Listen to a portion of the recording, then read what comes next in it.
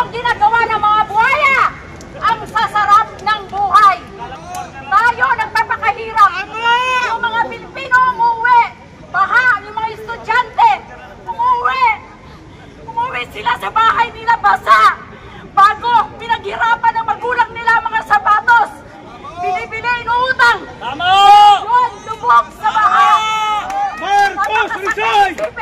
Kailan pa tayo magkikising? Yung ating mga kapulisan dyan, huwag kayo magbulag-bulagan. Totoo naman na lahat yung mga ATM nyo, sinasangla nyo para ibuhay sa pamilya nyo. Kailan pa? Samantalang sa sarap ng buhay, kung mayroon mang sisihin ang administrasyon na to, kailan pa kayo magigising? Gumising na kayo. Kailan pa kayo magsasalita? Umubos na ang laban ng bayan. Maraming salamat.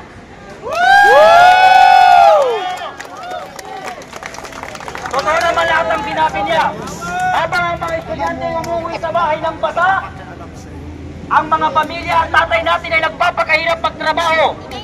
Kahit kailan hindi nasubukan ng mga politiko magtrabaho ng 24 hours. Hindi nila nagawang mamasada ng 24 hours para may mapakain sa pamilya. Hindi nila nasubukan umakyat sa mga kabundukan upang magtanim ng mga kamay. Hindi nila nasubukan mag-araro. Tayong mga Pilipino, ipaglaban natin ang karapatan natin. Hindi tayo dapat magbalinglang o matakot sa mga politikong nagpapakasasa at nagpapakasarap sa kaban ng bayan. Tayong mga Pilipino ang nagpapasahod sa mga politiko. Tayong mga Pilipino ang nagpaupo sa kanila sa mga posisyon nila. Tayong mga Pilipino rin ang magpapababa sa mga posisyon nila dahil wala silang ginawa kung hindi kainin at lamunin ang kaban ng bayan. Any volunteer, pumunta lang po kayo dito sa lahat ng gustong magsalita at sabihin ng kanyang mga inanakit sa gobyernong ito. Hindi lang po tayo dito. Hanggat hindi po bababa ang mga politikong nagpapakasarap sa gobyernong ito, hindi po tayo titigil mga kababayan. So andito po isang kapatid natin. Andito. Okay. Magandang hapon po sa ating lahat. Kinakatawan ko po ang mga riders dito sa Pilipinas. Mabuhay po ang mga riders. Bilang ordinaryo pong mamamayang Pilipino, karapatan po natin ang magandang serbisyo ng pamahalaan. Karapatan po natin ang magandang establishmento at mga istruktura na ginagamit po nating araw-araw. Pero wala po sa kalidad dahil sa luho at pagnanakaw na ginagawa ng mga nanunungkulan. Sagad na po ang galit ng mga Pilipino. Huwag nyo na pong kimkiming yan. Kami po ay nakikiusap. Samahan nyo na kami sa darating na September 21. Sama-sama po tayo. Ipagsisigawan ang galit ng Pilipino sa mga magdanakaw na politiko na umaabot sa pasensya ng bawat Pilipino. Mabuhay ang mamamayan! Mabuhay! Mabuhay ang Pilipino! At mamatay ang mga kurakot! Congressman Abante, kanina po'y umulan. Kaya marapat na pong lumangoy ka ng patras. Sapagkat ang House of Representatives ay hindi man kailan paniniwalaan ng mga Pilipino. Paano mapapaniwala ang mga Pilipino na may mapupuntahan ng investigasyon kung ang nag-iimbestiga ay sangkot sa nangawan sa gobyerno? Kaya mga congressman na magnanakaw, mga hutak-ipon ng mga politiko, at mga hutak-ipon na kontraktor, at mga hutak-ipon ng mga anak ng mga congressman na yan, ay marapat lamang po na kayo kakarmahin. Bakit ko po sinabi na kayo ay mga utak-hipon?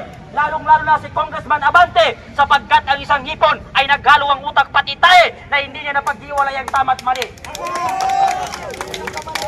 Sino pa ba ang susunod? Lumabas na kayo, mga Pilipino. Huwag kayong mahihiya sapagkat atin ito.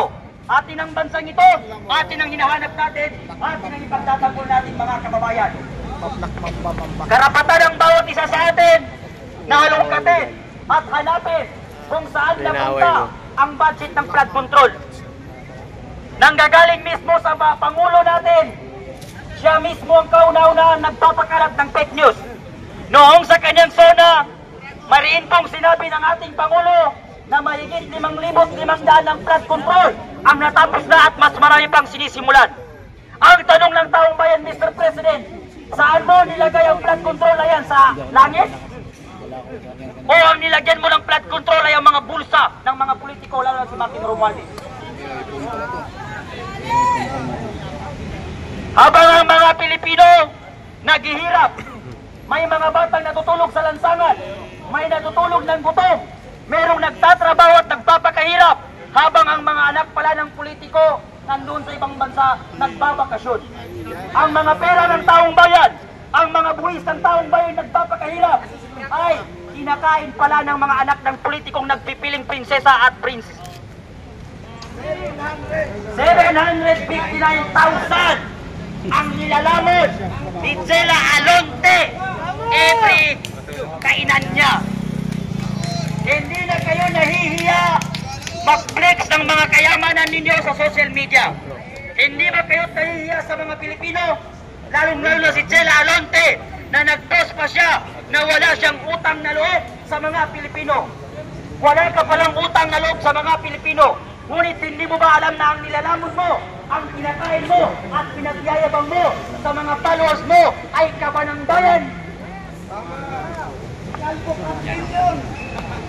Mahiya naman kayong mga politiko kayo. Sino pa ba ang gustong magsalita?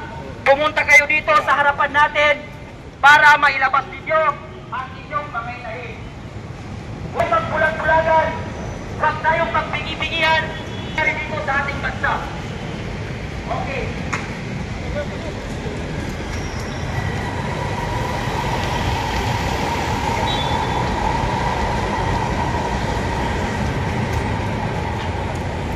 Magandang hapon, mga kabayan.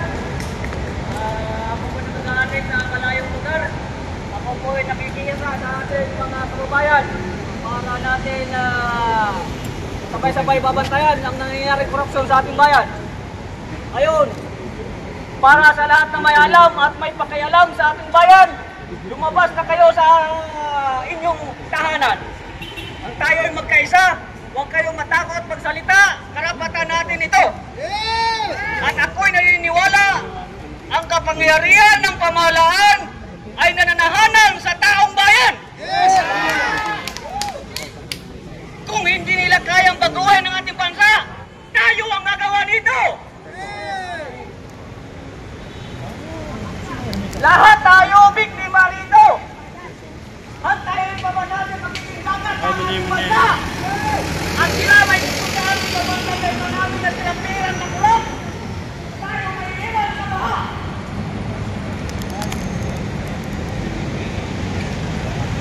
Lahat tayo magiging kaya na orin na dito. Lahat tayo biktima sa sitwasyon. Sabay-sabay natin silang babantayan sa pagdinig sa Senado. Ay, mami. Ay,